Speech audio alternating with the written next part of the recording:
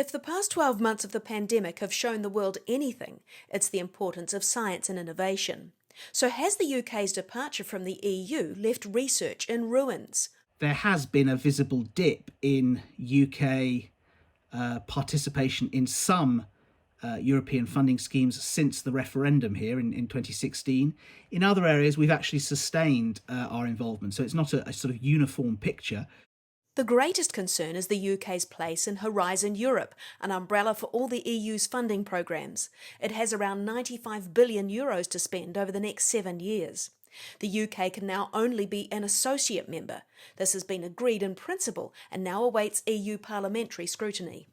We know the rough costs of association to the UK, which there has been sort of haggling over between Europe and the UK for a number of months, likely to be of the order of 800 or so million in the first year, maybe going up to closer to £1 billion a year towards the latter part of this framework.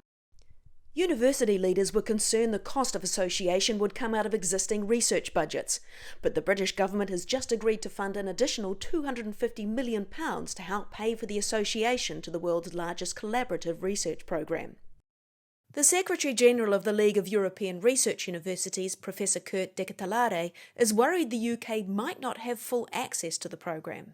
There is now, over the past few weeks, a whole discussion going on if the UK would be able, in the framework of its association agreement, to participate in space and quantum research.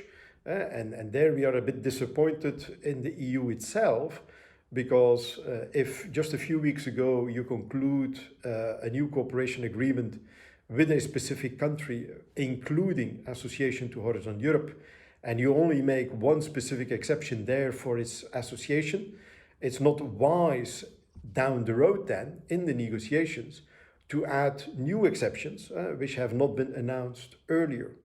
Another issue worrying universities is the UK's withdrawal from the Erasmus programme, which is the legal basis for the exchange of students. This situation is going to change significantly now. We hope that we can solve the problem to a certain extent by signing the necessary bilateral agreements between universities in continental Europe and individual universities in the UK, and where we will make the necessary bilateral arrangements on exchange of students and staff, as it has been done in the past.